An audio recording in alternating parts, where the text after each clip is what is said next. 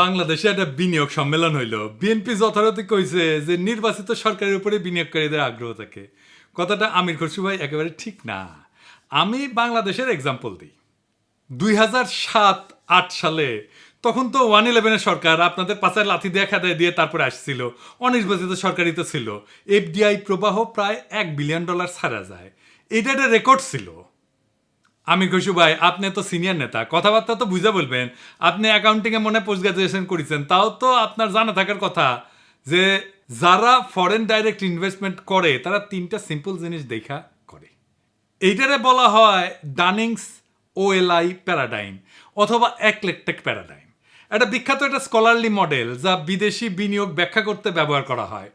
ওএলআই মানে হইতেছে ওতে ওনারশিপ অ্যাডভান্টেজ, কোম্পানির নিজস্ব প্রযুক্তি, ব্র্যান্ড, প্যাটেন্ট বা ম্যানেজমেন্ট দক্ষতা কেমন, এইটার উপরে ভিত্তি করে এই ওটা বিবেচনা করা হয়। এল হচ্ছে লোকেশন অ্যাডভান্টেজ, যে নির্দিষ্ট দেশের মানে যে দেশে বিনিয়োগ করতে যাচ্ছে সে দেশের ভৌগোলিক, অর্থনৈতিক, রাজনৈতিক, সামাজিক সুবিধা কি আছে সেটা দেখে। আর আইতে হইতেছে ইন্টারনালাইজেশন অ্যাডভান্টেজ, মানে কোম্পানি কেন নিজেই বিনিয়োগ করবে অন্য কাউকে লাইসেন্স না দিয়া। তো এই মডেলটা দিয়ে ব্যাখ্যা করা যায় যে কেন এফডিআই আসবে, বিনিয়োগ কেন করবে, কিসের ভিত্তিতে বিনিয়োগ করবে।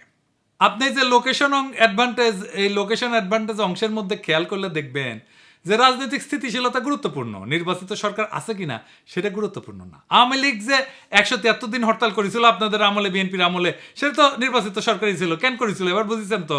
আর আপনাদের যে চুষ্টি ছিল আওয়ামী লীগ এতদিন, যে আপনারা ঈদের পরে তীব্র আন্দোলনের হুঙ্কার দিতেন, কেন দিতেন বুঝেছেন তো? আপনারা এই দেখায় 173 দিন হরতালে বিদেশি বিনিয়োগে কি ক্ষতি হয়েছিল, কি সারা গেছিল। এই 173 দিন হরতালের এফডিআই আসছিল কতদিন জানেন? 91 থেকে 96 খালেদা জিয়ার আমলে। 91 আনুমানিক আসছিল 20 থেকে 30 মিলিয়নের মতো মাত্র। 95টা বাইরে 100 মিলিয়নের কিছু বেশি হয়েছিল, গড়ে 50 থেকে 80 মিলিয়ন আসছিল বছরে, কিছুই না। এবার তুলনা দিয়ে আওয়ামী লীগ আমলের সাথে 96-2001 আওয়ামী লীগ আমলে এফডিআই আসছিল গড়ে 200 থেকে 300 মিলিয়নের মতো। বুঝেছেন তো? কিছু ছিলেন এবং আপনাদের নির্বাচিত সরকার ছিল, তো কেন তখন এফডিআই আসে নাই? ব্যাখ্যা দেন এটার। তাই আমির খসরু ভাই, এমন কিছু কইেন না যেটা আপনি ডিফেন্ড করতে পারবেন না, যেটা বললে মনে হবে যে বিষয়টা নিয়ে আপনার কোনো গভীর বোঝাপড়া নাই। তো বিনিয়োগ সম্মেলন নিয়ে আমি বাকশালীদের পুচ্ছে আগুন ধরবে, ধরাটাই স্বাভাবিক। দেশের উপকার হইলে, দেশ আগায় গেলে তো ওদের সমস্যা। কিন্তু মনে হচ্ছে বিএনপির নয় বুদ্ধিজীবীদের ভালো লাগে নাই যে এমন একটা সফল সম্মেলন হইলো। তো দেখলাম ডাক্তার জাহেদ খুব তুচ্ছ-তাচ্ছিল্য করে একটা ভিডিও করেছে যে বাংলাদেশে কে বিনিয়োগ করবে, গ্যাস নাই, পাওয়ার নাই, রিজার্ভ নাই, ইত্যাদি ইত্যাদি মেলা কিছু। আর কি বলবো, ডাক্তার জাহেদ যদি সবকিছু নিয়ে মতামত দিতে যায় তাহলে তো মুশকিল। বিজনেসটা রাজনীতি না ডাক্তার জাহেদ, এটা একটা স্পেশালাইজ স্কিল। আমি ভাবছিলাম যে বাংলাদেশ কোথায় যাবে, যে কথা আশিক বলিছে সেটা আরো স্পষ্ট করব, কিন্তু আমার মনে হইতেছে যে ডাক্তার জাহেদের কথার উত্তর দেই। তার আগে আরেকটা কথার উত্তর দেওয়ার দরকার আছে, কারণ আবার আজকে দেখলাম যে 2 সাংবাদিক, এক ডাবল ড্রপ আউট আর এক অনুসন্ধানী, আবার সেই অনুসন্ধানীর পোস্ট শেয়ার দিয়েছে আর এক বিশিষ্ট বিজ্ঞ বিরিয়ানির দোকান থেকে চান্দা নেওয়া পাবলিক। তারা কইছে যে ইজ অফ ডুইং বিজনেস নাকি ভালো না বাংলাদেশে, তাই এসব কইরা বিনিয়োগ আসবি না, বিনিয়োগ ওখানে কথা শুনলে আসবি। হ্যাঁ, আরো কিবা মেলা কিছু কইছে, ইংরেজি যেহেতু কইছে তাহলে ঠিকই কইছে। তাই হয়েছে কি, বাংলাদেশের সাংবাদিকদের কারো কারো হারকিউলিস হওয়ার শখ জাগে। মানে সে সবার তো বেশি বুঝে, মহাকাশ বিজ্ঞান থেকে ফিলোসফি, কৃষি থেকে শিল্প, বাণিজ্য থেকে সমাজবিজ্ঞান, ডাক্তারি থেকে প্রকৌশল, রাজনীতি থেকে রাষ্ট্রনীতি, কূটনীতি, কোনো কিছুই তাদের জ্ঞান থেকে বাদ যায় না। খালি নিজের প্রাতিষ্ঠানিক লেখাপড়াটা শেষ করতে পারে না আর কি। হ্যাঁ, আর নিজের ভিতরের অন্তঃসার শূন্যতা, মূর্খতা আর অসভ্যতা মাঝে মাঝে ফসাদ কইরা বের হয়ে যায়। ভিন্ন ধর্মের মানুষকে কাফের বইলা গালি দেয়, ওর বস্ত কাফের একটা। আমার কাছে থেকে একটা জিনিস আমাকে মেলা রিকোয়েস্ট করে মেল দিছিল ওর বসের কপি দিয়া, তাই ওর বসের নাম জানি, ওর বস তো কাফের, ওর হিসাবেই কাফের। তো ওই বসের কথা উঠে বসে কেন? ওই লন্ডনে থাকি বা কেন? ওটা তো কাফেরের দেশ। মানিক বন্দ্যোপাধ্যায় ইনকা মানুষের জন্য প্রাগৈতিহাসিক বলে একটা গল্প লিখেছিল। গল্পটা কি, এটা মজার গল্প, এটা কয়নি। আর ডাকাতি করতে যে আহত হয়ে লুলা হয়ে যায়, নাম ভিকু। তারপরে ভিক্ষা করা ধরে। এই যে কচু খেতে যেমন মোটা আজিজের সাথে ব্যবসা করতে গিয়ে ধরা খেয়েছিল না, তারপরে অনুসন্ধানে সাজিয়েছে, তার সাথে মিল আছে কলে। তো ওই একই জায়গা এক স্বামী স্ত্রী ভিক্ষা করে। ওই ভিখারি মাইয়া, ওই যে স্ত্রী, তার নাম পাসি, ওর পায়ে একটা পচা ঘা আছে, সেটা হইতেছে ওর সম্পদ, ওইটা দেখায় ভিক্ষা নেয়। তো ওই যে অনুসন্ধানী সাইজা কিছু জিনিসপত্র কাছ থেকে বাগায় নেয় না, মানুষের কাছাকাছি যে বাগায় নেয়, ওইটাই তার সম্পদ আর কি। হ্যাঁ, তো এক রাতে ভিখু পাসির স্বামীরে মেরে ফেলে তো পাসিক পিঠে তুলে পলাইতেছে, আকাশে সাজ উঠেছে, ওই অন্ধকারে 2 প্রাণী চলিচ্ছে, আর গল্পটা শেষ হইতেছে এইভাবে। বাংলা সাহিত্যের সবচেয়ে চমৎকার গদ্য এটা। সবচেয়ে ক্লাসিক, সবচেয়ে সাহিত্যিক লাইন এগুলো, বলি আপনার শুনেন। হয়তো এই চাঁদ আর এই পৃথিবীর ইতিহাস আছে, কিন্তু যে ধারাবাহিক অন্ধকার মাতৃগর্ভ হইতে সংগ্রহ করিয়া দেহের অভ্যন্তরে লুকাইয়া ভিখু ও পাচি পৃথিবীতে আসিয়াছিল, এবং যে অন্ধকার তাহারা সন্তানের মাংসল আবেষ্টনীর মধ্যে গোপন রাখিয়া যাইবে, তাহা প্রাগৈতিহাসিক। পৃথিবীর আলো আজ পর্যন্ত তাহার নাগাল পায় নাই, কোনোদিন পাইবেও না। এই যে অনুসন্ধানী যে ধারাবাহিক অন্ধকার নিজের মাংসল আবেষ্টনীর মধ্যে লুকাইয়া পৃথিবীতে আসিয়াছিল, লন্ডনের আলো তাহার নাগাল পায় নাই, কোনোদিন পাইবেও না। যাই হোক, কচু খেতে ইংরেজির যেটা কইছে সেটা কি ঠিক আছে? ঠিক কইছে। এই যে ইজ অফ ডুইং বিজনেস, এটা সূচক করতো বিশ্ব ব্যাংক 2021 সালে এটা বন্ধ করে দেয়। এর প্রধান কারণ ছিল তথ্য জালিয়াতি এবং রাজনৈতিক প্রভাব। চীন, সৌদি আরব এবং আজারবাইজানের র্যাঙ্ক উন্নত করতে বিশ্ব ব্যাংকের উচ্চ পর্যায়ের কর্মকর্তারা গবেষকদের উপর চাপ দিছিল, তদন্তে অনিয়মের প্রমাণ মেলে। তো তারপরে বিশ্বব্যাংক এই সিদ্ধান্ত নিয়ে 2021 সালে এটা বন্ধ করে দেয় এবং নতুন একটা সূচক তৈরির উদ্যোগ নেয়। নতুন সূচকটা কি? নতুন সূচক হইতেছে বিজনেস রেডি, এটাকে বি রেডি বলে। এটাও ওয়ার্ল্ড ব্যাংকের একটা সূচক। 2024 সালে বিশ্বব্যাংক চালু করে এই বি রেডি, যা ব্যবসা পরিচালনা, পরিবেশ, সক্ষমতা পরিমাপ করে। এই 10টা সূচকের মাধ্যমে এটা মূল্যায়ন করে।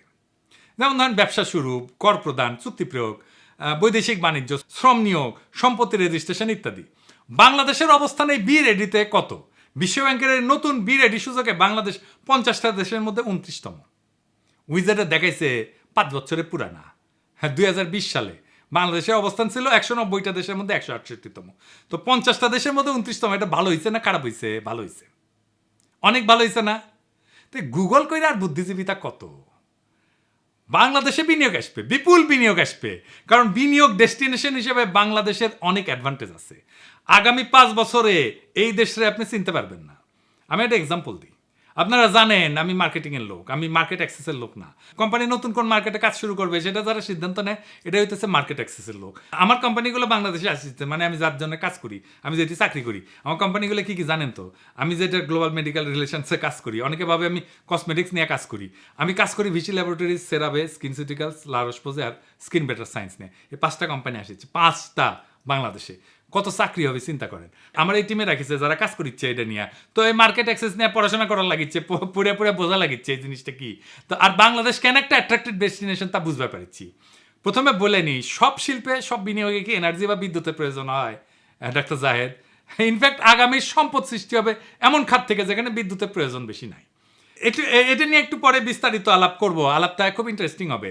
আগে অন্য একটা জিনিস দেখে নিই, বাংলাদেশে কেন বিনিয়োগ করবে প্রতিবেশী দেশের তুলনায় একজন বিনিয়োগকারী? আপনি যদি বিনিয়োগকারী হইতেন তাইলে আপনি কি করতেন? আসেন এটা একটু বুঝে দেখি। বাংলাদেশে কর ছাড়ের দীর্ঘমেয়াদ আছে। বাংলাদেশে প্রায়োরিটি সেক্টর যেটা নবায়নযোগ্য শক্তি, আইসিটি, ফার্মাসিউটিক্যাল 10 বছর করমুক্ত সুবিধা পায়। ভারত পাকিস্তানে সর্বোচ্চ 3 থেকে 10 বছর সেক্টর ভেদে। 2 নম্বর, রপ্তানিতে উচ্চ নগদ প্রণোদনা আছে। সফটওয়্যার রপ্তানিতে 20% নগদ প্রণোদনা, ভারতে 0.5 থেকে 4.3%, পাকিস্তানের 1 থেকে 5%। এসিজেড যেটা, সেখানে 100% বিদেশি মালিকানা সম্ভব বাংলাদেশে। কোনো স্থানীয় পার্টনারের প্রয়োজন নাই। ভারতের নির্দিষ্ট সেক্টরে নিষেধাজ্ঞা আছে। নারী কেন্দ্রিক প্রণোদনা, 10% নারী কর্মী নিয়োগে 20% কর রেয়াত পাওয়া যায়। প্রতিবেশী দেশগুলোর মধ্যে বাংলাদেশই কেবল এই সুবিধা দেয়। গ্রিন এনার্জিতে বিশেষ সুবিধা, সোলার প্যানেল আমদানিতে 50% ভ্যাট ছাড়, নবায়নযোগ্য প্রকল্পে 10 বছর করমুক্ত। ভারত পাকিস্তানের ট্যাক্স হলিডে কম। আমরা তো জানি বন্ডেড ওয়্যার হাউসের সুবিধা আছে, রপ্তানিমুখী শিল্পের জন্য কাঁচামাল আমদানি শুল্কমুক্ত। ভারতে এটা আছে, কিন্তু খুবই জটিল প্রক্রিয়া। শ্রম খরচ সাশ্রয়ী, ন্যূনতম মজুরি বাংলাদেশে $120 মাসে, ভারতে $220 মাসে, পাকিস্তানে $150। এসিজেড এ করের হার, এসিজেড ভিত্তিক শিল্পে কর 10 থেকে 12%, ভারতে এটা 15 থেকে 18%, পাকিস্তানে এটা 20 থেকে 30%। ফার্মাসিউটিক্যালসে যে এপিআই উৎপাদনের প্রণোদনা 10 বছর করমুক্ত, ভারতে এটা সীমিত সুবিধা। আপনি বিনিয়োগকারী হলে কই বিনিয়োগ করতেন? ইন্ডিয়ায়, পাকিস্তানে, না বাংলাদেশে? বাংলাদেশের তরুণদের আমি তাই তৈরি হইতে বলি, বাংলাদেশে কাজ খুঁজতে আসবে ইউরোপ থেকে। বাংলাদেশে এই জন্যই থামাইতে চায় ইন্ডিয়া, এই জন্যই প্রফেসর ইউনূসের সরাইতে চায় তাড়াতাড়ি আমাদের বিজ্ঞজনেরা, আমাদের পলিটিশিয়ানরা। বুঝছাও, 2025 থেকে 2041 পুরা বদলে যাবে বাংলাদেশ। কেমনে বদলাবে সেটা বলতেছি। এটা শুরুটা করে দিয়ে যেতে হবে প্রফেসর ইউনূসকে, এটা ফাউন্ডেশন করে দিয়ে যেতে হবে। জিয়ার আমলে বাংলাদেশ কেন সমৃদ্ধি অর্জন করেছিল জানেন? জিয়া নিজে সৎ ছিলেন। প্রধান নেতা সৎ থাকলেই বাংলাদেশের জন্য একটা বড় নিয়ামত। বাংলাদেশের এলিটদের লুটপাট যদি বন্ধ হয় তাহলে দেশ আগায় যাবে। প্রধান নেতা সৎ হইলে লুটপাট বন্ধ হয়। দুনিয়াতে বাণিজ্য হয় সম্পদ সৃষ্টির জন্য। যে দেশের সম্পদ যত বেশি সে দেশ তত বেশি অর্থনৈতিকভাবে মজবুত। এই পৃথিবীর সম্পদ তৈরি এখন স্টিল বা সিমেন্টের উপর দাঁড়ায় তৈরি হয় না, ডেটা বা আইডিয়ার উপর দাঁড়ায় তৈরি হয়। 2025 থেকে 2041 এই সময়টা বাংলাদেশের জন্য ট্রানজিশনের যুগ। আমাদের এই সময় বাংলাদেশকে পুরা বদলাই দিতে হবে। কিভাবে বদলাবো? আমরা ব্যবসা বাণিজ্যের গ্লোবাল ট্রেন্ডকে বুঝা সেই ঢেউয়ের উপরে উঠে বসবো। শুধু অনুসরণ করলে হবে না, ট্রেন্ড সেটার হইতে হবে। চলেন এক আলাদা লেন্সে দেখি কেমনে আমরা বাংলাদেশের ইকোনমিক চেহারা বদলাই দেব। ডাক্তার জাহেদের প্রশ্নের উত্তর এখানে পাবো। আলোচনাটা জটিল মনে হইতে পারে, অসুবিধা নেই, সেলসালায়া বুঝে যাবেন। গ্লোবাল ইকোনমির 67% এখন সেবা। কিন্তু সেবা শব্দটা একটু বোঝা মুশকিল। বাংলাদেশে আমি এটা বলি যে এক্সপিরিয়েন্স ইকোনমি। এক্সপিরিয়েন্স ইকোনমিতে আমরা খুব সহজে ঢুকে পড়তে পারবো। কিভাবে? প্রথমে ধরেন আমরা ডিজিটাল নমাড হাব করব। নামটা অদ্ভুত লাগতেছে, হ্যাঁ, আসেন এটা বুঝে দেখি ডিজিটাল নমাড হাব কি। ডিজিটাল নমাড হাব হইলে এমন একটা জায়গা, সেটা শহর হইতে পারে, গ্রাম হইতে পারে, নির্দিষ্ট স্থান হইতে পারে, যেখানে বিশ্বের বিভিন্ন দেশ থেকে আসা ডিজিটাল নমাডরা একসাথে কাজ করবে, বসবাস করবে। তো ডিজিটাল নমাড মানে কি? মানে হচ্ছে সেই সব মানুষ যারা ইন্টারনেটের মাধ্যমে অনলাইনে কাজ করে এবং এক জায়গা থেকে বিভিন্ন দেশে ঘুরে ঘুরে কাজ করে। আমাদের ফ্রিল্যান্সাররা শুধু অনলাইনে কাজ করে, কিন্তু এরা যদি বিভিন্ন জায়গায় ঘুরে ঘুরে কাজ করতো, বিভিন্ন দেশে ঘুরে ঘুরে কাজ করতো, তাহলে তারা হয়ে যেত ডিজিটাল নমাড। এরকম ডিজিটাল নমাড অনেক আছে। তো ডিজিটাল নমাড হাবের বৈশিষ্ট্য কি? এটা দ্রুত ইন্টারনেট থাকতে হয়, সহজে ভিসা বা স্টে পারমিট পাইতে হয়। অনেক দেশ ডিজিটাল নমাডদের জন্য স্পেশাল ভিসা অফার করে। কোয়ার্কিং স্পেস থাকতে হয়, যেখানে সবাই একসাথে বসে কাজ করতে পারে, কম খরচে থাকা খাওয়া, যাতে বিদেশি কর্মীরা স্বাচ্ছন্দ্যে থাকতে পারে, কমিউনিটি তৈরি করতে পারে, বিভিন্ন দেশ থেকে আসা মানুষের সাথে বন্ধুত্ব এবং যোগাযোগ হয়। আছে কি এরকম ডিজিটাল নমাড হাব? আছে। বালিতে আছে, ইন্দোনেশিয়ায়, চিয়াংমায়ে আছে, লিসবনে আছে, পর্তুগালে, বা তবিরিজিতে আছে, জার্জিয়া। এই সমস্ত জায়গা ডিজিটাল নমাড হাব হিসেবে পরিচিত, অনেক লোকজন যায় ওখানে। আমরা কোথায় ডিজিটাল নমাড হাব করতে পারি? সুন্দরবনে করতে পারি, কক্সবাজারে করতে পারি। কক্সবাজার শুধু সমুদ্র সৈকত না, আমরা স্মার্ট ওয়ার্ক স্টেশন রিসোর্ট করতে পারি, হাই স্পিড ইন্টারনেট করতে পারি, কোয়ার্কিং স্পেস দিতে পারি, ই ভিসা দিয়ে বাংলাদেশে বিশ্বের ফ্রিল্যান্সারদেরকে আকর্ষণ করতে পারি। আর কি করা যায় সার্ভিস সেক্টরে? হিউম্যান এআই কোলাবোরেশন করতে পারি। গার্মেন্টস শিল্পে এআই ডিজাইন টুলসের সাথে স্থানীয় কারিগরদের ক্রাফটম্যানশিপ জুড়ে দিয়ে বাংলাদেশি টেক্সটাইল প্যাটার্ন বিক্রি করতে পারি মার্কেট প্লেসে, ডিজিটাল মার্কেট প্লেসে। আর কি করতে পারি? কৃত্রিম বুদ্ধিমত্তার জন্য বা এই আর্টিফিশিয়াল ইন্টেলিজেন্সের জন্য artificial intelligence ethical training data তৈরি করতে পারি। এটা আবার কি?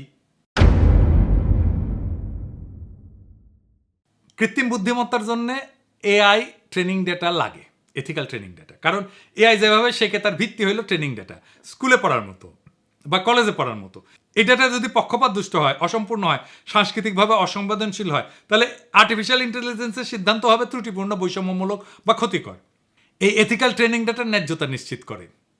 সব ধরনের মানুষকে, সব ধর্ম, ভাষা, লিঙ্গ, সংস্কৃতি, জাতিগত পরিচয়ের ভিত্তিতে যেন বৈষম্য না হয় সেই চেষ্টা করে। সংস্কৃতির প্রতি সম্মান জানায়। যখন এআই বিভিন্ন ভাষা বা সংস্কৃতির সাথে কাজ করে তখন সেই সবে সঠিক ব্যাখ্যা এবং প্রেক্ষাপট জানা দরকার, নাহলে ভুল অর্থ বা অপমানজনক ফলাফল আসতে পারে। বিশ্বাসযোগ্যতা, মানুষ তখনই এর উপরে আস্থা রাখতে পারে যখন তারা দেখবে এর ফলাফলে ন্যায্যতা, সহানুভূতি আছে, নৈতিকতা আছে। এথিক্যাল ডাটা সেই ভিত্তিটা কইরা দেয়। আইনি আর সামাজিক ঝুঁকিও কমা যায়। অনেক দেশে এখন এআই নৈতিকতা এবং জবাবদিহিতা নিয়ে আইন তৈরি হইতেছে। এথিক্যাল ডাটা ব্যবহার করলে ভবিষ্যতের আইনি জটিলতা এড়ানো যাবে। আর কি? স্থানীয় দক্ষতার মূল্যায়ন। বিভিন্ন ভাষা, সংস্কৃতি, ধর্ম এই সমস্ত বোঝার জন্য কাজের সুযোগ তৈরি হয়। যেমন বাংলা ভাষা, লোকজ সংস্কৃতি, এই সমস্ত লেবেলিংয়ে বিশেষজ্ঞরা আন্তর্জাতিকভাবে কাজ করতে পারেন।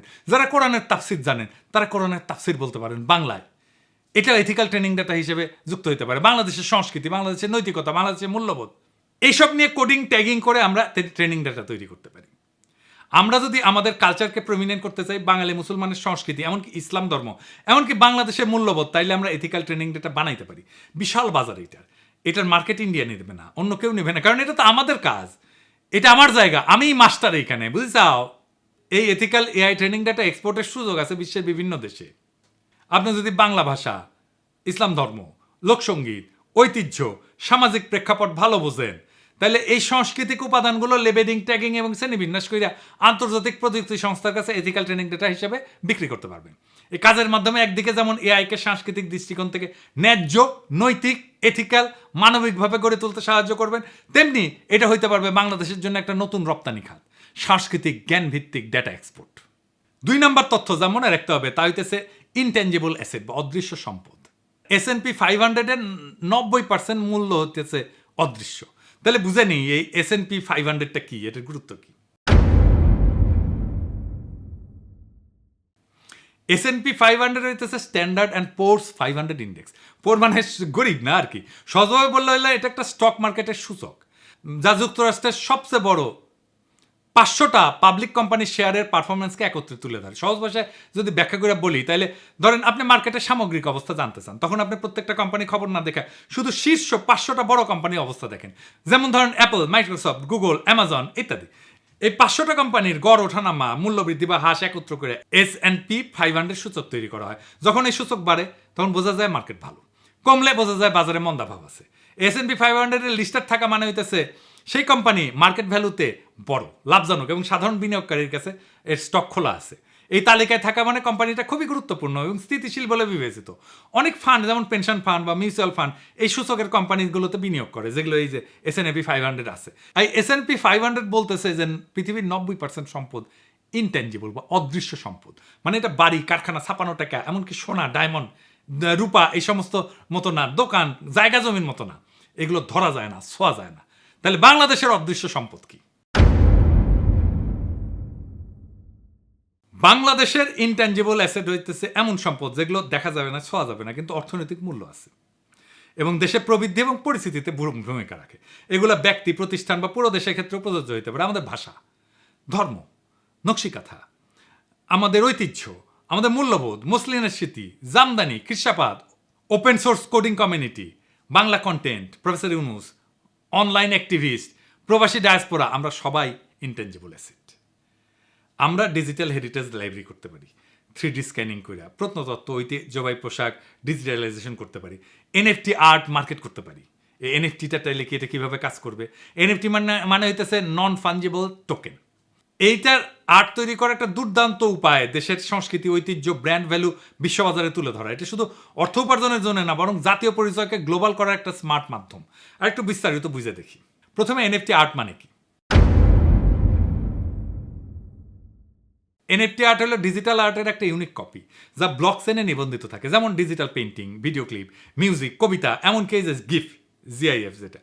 বাংলাদেশের ইনট্যাঞ্জিবল অ্যাসেট দিয়ে NFT মানে কি কি বানাইতে পারি? সংস্কৃতি, লোক কাহিনী থেকে অনুপ্রাণিত ডিজিটাল আর্ট বানাইতে পারি। জামদানি বা নকশিকাতা ডিজাইন আধুনিক রঙে রিইমাজিন করে আমরা বানাইতে পারি। পয়লা বৈশাখের শোভাযাত্রা, 21শে ফেব্রুয়ারি, 24-এর বর্ষা বিপ্লব, এই বিপ্লবের গ্রাফিতি, ভিডিও ক্লিপ, বৈশাখী মেলা, এসব থিমে NFT প্রিন্টিং করতে পারি, অ্যানিমেশন করতে পারি। লোক কাহিনী, পুরাণ, নকশিকাতার মাত, বেহুলা লক্ষিন্দর নিয়ে ডিজিটাল ইলাস্ট্রেশন করতে পারি। ঐতিহাসিক মুহূর্ত বা ব্যক্তি, বর্ষা বিপ্লবের অ্যানিমেটেড ক্লিপ, অডিও আর্ট, বর্ষা বিপ্লবের পোস্টার ডিজাইন NFT করতে পারি। খিরসাপাতাম, জামদানি, শীতলপাটি এসব নিয়ে NFT অ্যানিমেশন করতে পারি। মেড ইন বাংলাদেশ ট্যাগ নিয়ে গার্মেন্টস শ্রমিকের গল্প বলতে পারি, সেটাকে NFT করতে পারি।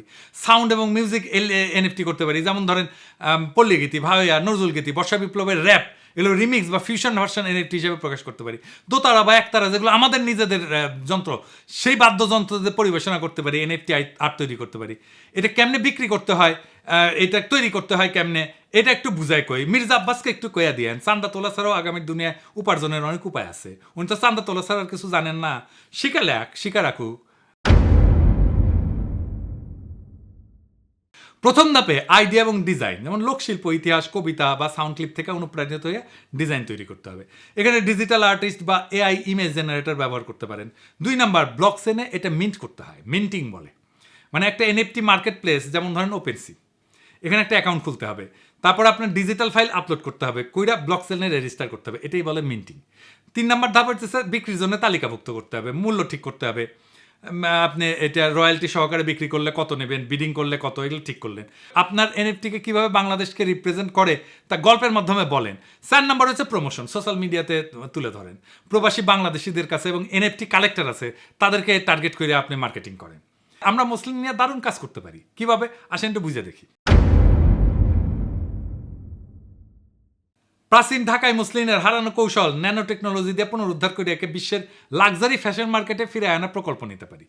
ন্যানো মাইক্রোস্কোপি এবং জেনেটিক ইঞ্জিনিয়ারিং দিয়া প্রাচীন সুতা এবং কটন প্রজাতি ফিরে আনতে পারি, ন্যানো স্পিনিং এবং এআই ডিজাইন দিয়ে আধুনিক পোশাকে রূপ দিতে পারি, গুচি বা প্রাদা এরকম বিখ্যাত ব্র্যান্ড যেগুলোর সাথে সাথে পার্টনারশিপ করে এক্সক্লুসিভ কালেকশন তৈরি করতে পারি, স্টোরি টেলিং এবং হেরিটেজ ব্র্যান্ডিং দিয়ে উচ্চ মূল্যের বাজারে প্রবেশ করতে পারি।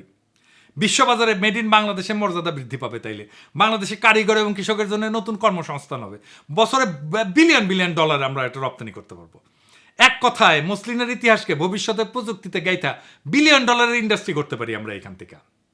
3 নাম্বার তথ্য মনে রাখতে হবে, তা হইতেছে ক্রস ইন্ডাস্ট্রি ইকোসিস্টেম।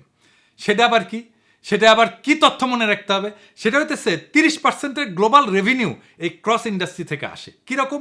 যেমন ধরেন টেলিমেডিসিন, এটা ক্রস ইন্ডাস্ট্রি ইকোসিস্টেম। মেডিসিনের সাথে আইটি একসাথে মিলে টেলিমেডিসিন। এইরকম কি কি হইতে পারে আর দেখি আসেন। বাংলাদেশে কৃষি এবং টেকনোলজিকে জোরে লাগায় ভার্চুয়াল ফার্মিং করতে পারি। বাংলাদেশে গ্রামের কৃষকেরা মেটাভার্সে তাদের জমির ডিজাইন টুইন বানাবে। আইওটি সেন্সর দিয়া রিয়েল টাইম ডেটা দেখা বিদেশি ইনভেস্টররা এই ফসল কিনতে পারবে। তারপরে স্মার্ট ফিশারিজ ব্লকচেন করতে পারি।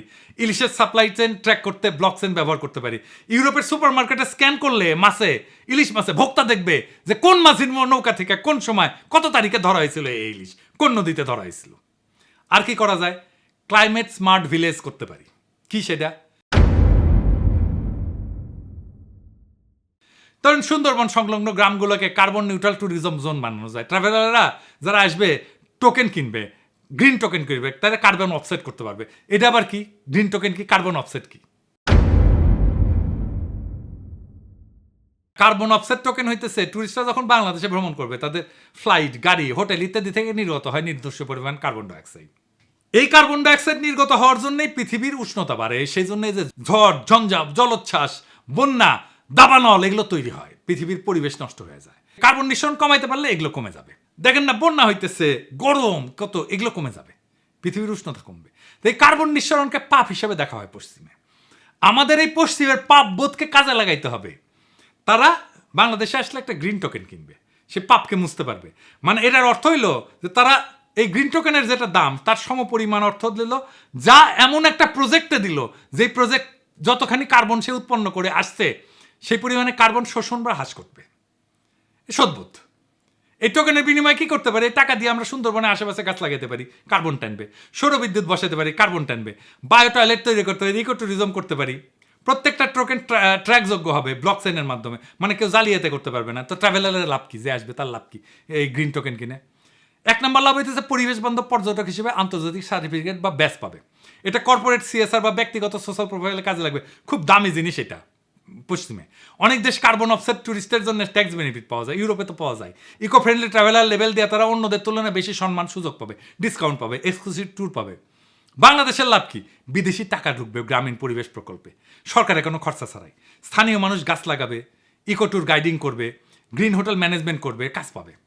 সুন্দরবনে উপকূলীয় এলাকা জলবায়ু সহনশীল হবে, ক্লাইমেট রেজিলিয়েন্ট বলি আমরা, সেটা হয়ে উঠবে। আন্তর্জাতিক পর্যায়ে বাংলাদেশ গ্রিন ট্যুরিজম ব্র্যান্ডিং তৈরি হবে, যা আরও ট্যুরিস্ট এবং ইনভেস্টর টানবে। আর কি করা যায়? এডুকেশনের রেভলিউশন করা যায়, স্কিল স্টক এক্সচেঞ্জ করতে পারি। সেটা কি? শিক্ষাকে এখন আর শুধু সার্টিফিকেটের জন্য না, ভবিষ্যতের ইনভেস্টমেন্ট হিসেবে ভাবা দরকার। কেউ যদি নতুন স্কিল শিখে, যেমন ধরেন কোডিং শিখলো, ইংরেজি শিখলো, সেই স্কিলের ভিত্তিতে সে অর্থনৈতিক সুবিধা পাইতে পারে।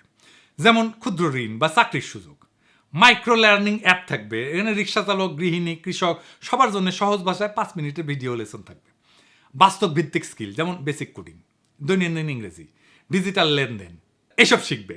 প্রত্যেকটা কোর্স শেষে পাওয়া যাবে ডিজিটাল ব্যাচ, যা হবে স্কিলের প্রমাণ। এই ডিজিটাল ব্যাচ জমা দিয়া লোকজন ক্ষুদ্র ঋণ নিতে পারবে বা স্বল্প মেয়াদে কাজ নিতে পারবে। এটা স্কিল প্রোফাইল তৈরি হবে তার, যা ব্যাংক, এনজিওর কাছে একজন ব্যক্তির স্কিল ক্রেডিট হিস্ট্রি হিসেবে কাজ করবে। এইভাবে শিক্ষাকে আমরা ইনভেস্টমেন্ট হিসেবে ব্যবহার করতে পারি, যেখানে শেখা মানে শুধু জ্ঞান না, আয়ের পথ খুলে যাবে। আর কি করা যায়? গেমিফাইড ভোকেশনাল ট্রেনিং করা যায়। সেটা আবার কি? গার্মেন্টস কর্মীদের জন্য আধুনিক প্রশিক্ষণ পদ্ধতি। প্রথাগত ট্রেনিং তো একঘেয়ে, সময় সাপেক্ষ। তাই গার্মেন্টস কর্মীদের প্রশিক্ষণকে ইন্টারেক্টিভ গেমের মতো বানায় ফেলা যায়, যাতে শেখাটাই হয়ে যায় মজার এবং কার্যকর একটা জিনিস। কিভাবে করা যায়? ভার্চুয়াল রিয়েলিটি এর সাথে মোবাইল সাইমুলেশন এক করতে হবে। গার্মেন্টসের মেশিন, সেলাই, কাটিং, প্রেসিং এগুলো শেখানো হবে ভার্চুয়াল পরিবেশে। ভার্চুয়াল রিয়েলিটি হেডসেট দিয়ে সাধারণ মোবাইল অ্যাপে 360 ডিগ্রি ভার্চুয়াল ট্রেনিং করা সম্ভব। ব্যবহারকারীরা মনে করবে যে তারা বাস্তবে মেশিন চালাইতেছে, কাজ শিখতেছে। প্রত্যেকটা মডিউল শেষ করলে পয়েন্ট পাবে, লেভেল আপ হবে, ডিজিটাল ব্যাচ পাওয়া যাবে।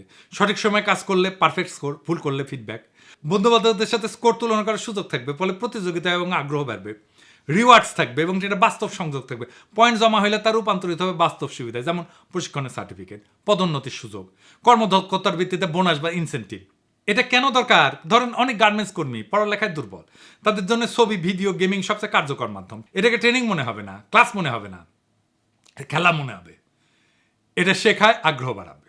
আপনি সেফটি বলেন, প্রোডাক্টিভিটি বলেন, কোয়ালিটি বলেন, সবকিছুতে এটা দিয়ে উন্নয়ন করতে পারবেন। এর ফলে একটা ডিজিটাল স্কিল ফাইল তৈরি হবে প্রত্যেক শ্রমিকের জন্য। ভবিষ্যতে যে কোনো শিল্পে চাকরি পেতে এই ডিজিটাল স্কিল প্রোফাইল হবে তার পরিচয়পত্র। আর কি হইতে পারে? ডিজিটাল দ্বিতীয় প্রবাস। সেটা আবার কি? আমরা মেটাভার্স এমবেসি খুলব। আজকের দুনিয়া তো প্রবাস মানে শুধু মালয়েশিয়া, সৌদি আরব বা ইউরোপে যাওয়া না। এই ফিজিক্যাল বর্ডার এটা এখন ভার্চুয়াল। মানে আপনি যেখানেই থাকেন ডিজিটাল স্পেসে আপনি পুরা বিশ্বের সাথে যুক্ত হইতে পারেন। এটাই হইতেছে দ্বিতীয় প্রবাস। একটা ভার্চুয়াল অভিবাসনের সুযোগ এনে দেয় কাজ, ব্যবসা, সংস্কৃতির এবং আন্তর্জাতিক পরিচিতির। আমরা মেটাভার্স এমবেসি খুলব, বা এটা হবে বাংলাদেশের ভার্চুয়াল দূতাবাস। কি হবে এতে?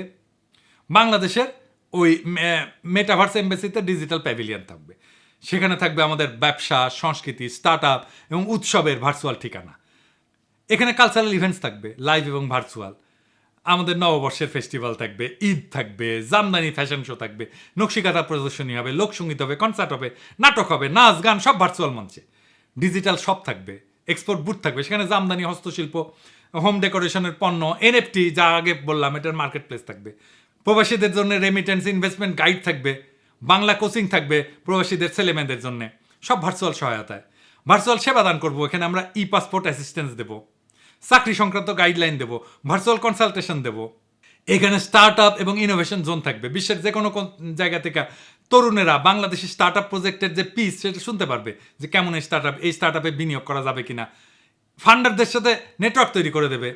এর কারণ হচ্ছে যে বাংলাদেশি তরুণদের একটা বিশাল অংশ গ্লোবাল মার্কেটের সাথে যুক্ত হতে চায়, কিন্তু ইনফ্রাস্ট্রাকচার এবং এক্সপোজারের ঘাটতি আছে। ডিজিটাল দ্বিতীয় প্রবাস মনে হচ্ছে যে ঘরে বসে আন্তর্জাতিক পরিচয় এবং অংশগ্রহণ। বিশ্ব যেখানে আমাদের দোরগোড়ায় চলে আসছে, ওইখানে বাংলাদেশের দরজাটাও মেটাভার্সে খুলে দিতে হবে।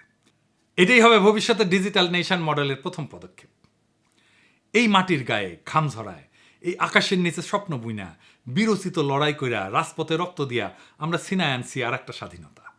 আজ সময় আসছে শুধু বিপ্লবকে টিকায় রাখা না, বরং বিপ্লবের ঝলকে বিশ্বকে কাঁপায় তোলার।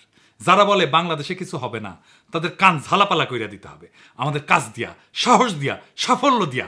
যারা বলে গ্যাস নাই, বিদ্যুৎ নাই, রাজনীতি অস্থির, তাদের বলতে হবে আমাদের বুদ্ধি আছে, সৃজনশীলতা আছে, আছে বুকের মধ্যে আগুন, অবিনাশী আগুন। আজ যদি সাহস করে আমরা ঝাঁপায় না পড়ি, কাল কেউ এসে আমাদের ভবিষ্যৎ গড়ে দেবে না।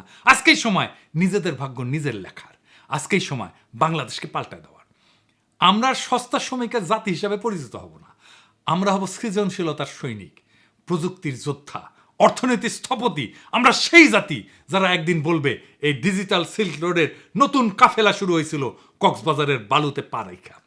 আমরা এনএফটি বানাবো, মুসলিম ফেরত আনবো, এথিক্যাল এআই ডাটা এক্সপোর্ট করব, ভার্চুয়াল দূতাবাস বানাবো, আর পুরা দুনিয়াকে দেখাবো বিপ্লবোত্তর বাংলাদেশ কাকে বলে। 2041 আসবে, আমরা চাই বা না চাই, সবার জন্য আসবে, পৃথিবীর সবার জন্য আসবে। কিন্তু ইতিহাস লিখবে কেবল তারাই যারা এখন থেকে লড়াই শুরু করবে, প্রস্তুতি নেবে। আপনার হাতে, আমার হাতে, আমাদের সন্তানদের হাতে এই জাতির নিয়তি লেখা আছে। চিৎকার করে বলেন বাংলাদেশ জিতবে, আমরাই জেতাবো। এটাই বিপ্লব, এটাই আমাদের সেই অধরা স্বপ্ন, যার জন্য আমাদের সন্তানেরা বর্ষা বিপ্লবের রুহানি প্লাবনে সাঁতার কাটছে। সেই বিপ্লবকে আমাদের বিজয় করতেই হবে একসাথে। ইনকিলাব জিন্দাবাদ।